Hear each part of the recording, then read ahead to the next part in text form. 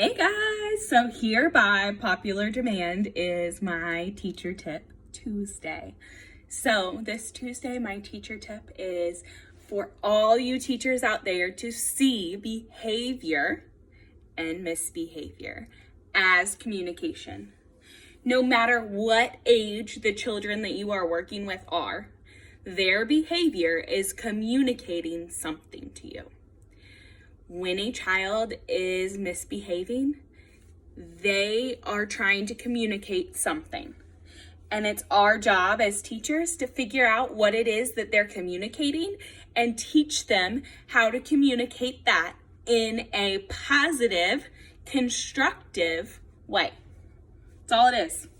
But it's a lot harder than it looks because I'm telling you, it's a struggle because when you see one of your students hit another student, that can trigger you. Your lid, whoop, flipped, gone. It can trigger you. So it's really important to know those things that are gonna flip your lid and make you be emotional, because you can't teach a student and you can't help a student that's an upset if you are triggered. Because here's a little side tip. Side tip to my other tip is that a child cannot be in a higher state of brain function than you. So if you have flipped your lid and you are being emotional and you are upset and triggered by what just happened, that kid is going to be right there with you and upset and triggered by what just happened, or they're going to be below you in their survival state. And they are running, they are fighting, or they are shutting down. So it's important for you to whoop when you flip. Inhale, exhale, take some deep breaths. Close that lid back down, and then deal with the child. So Sally just hit somebody. What are you gonna do? You're gonna inhale, exhale, and then you're gonna say, oh, why did Sally do that? You're gonna think that in your head. Why did Sally just hit him? Oh, Sally, you seem angry.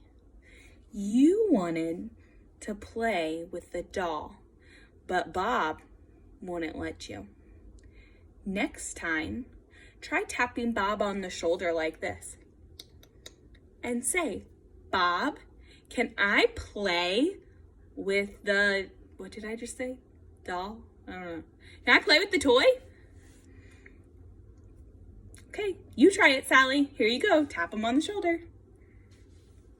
Say, Bob, and have him repeat after you. And guess what? That little shooter Bob, that little kid Bob, he's probably gonna say no, because guess what? Bob doesn't want to share the toy. Bob wants the toy. That's how it all is. You know, there's that one toy in your classroom and all the kids want it. Like, seriously, it's just a doll, or it's just a whatever. So then you're like, okay, Bob, I know that you want to play with this toy. You like this toy a lot, but Sally would like a turn with it. How can we work this out? Or if your kids are a little younger, say, can you let Sally know when you're done with this? Or I'm going to set a timer for this much time, depending on if you know Bob. You know Bob's gonna hold on to it as long as Sally is watching him. You know, you gotta know your kiddos and you gotta feel it out and see what's gonna work best.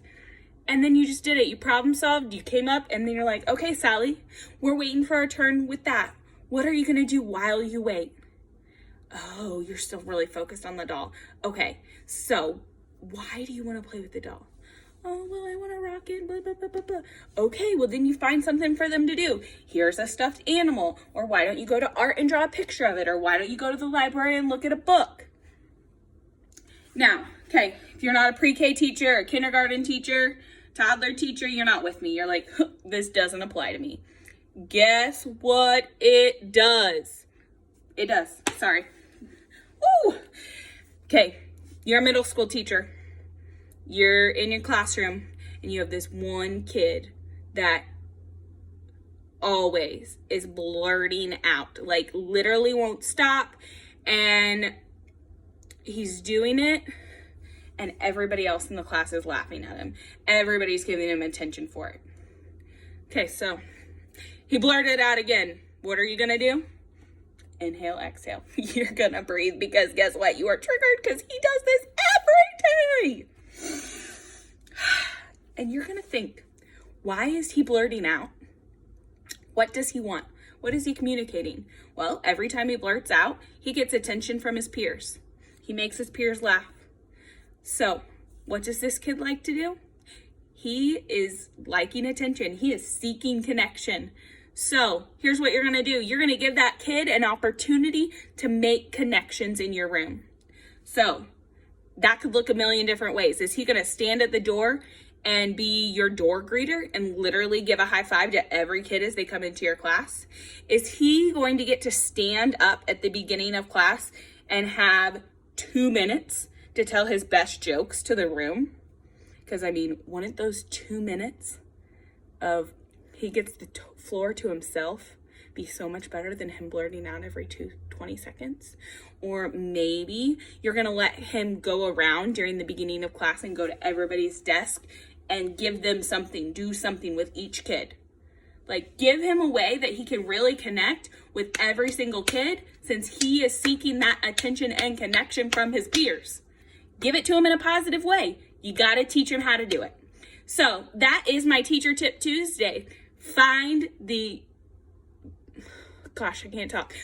what the kiddo is trying to communicate beneath the behavior. Because guess what? Every single behavior is communication. Happy Tuesday, y'all. See you next week.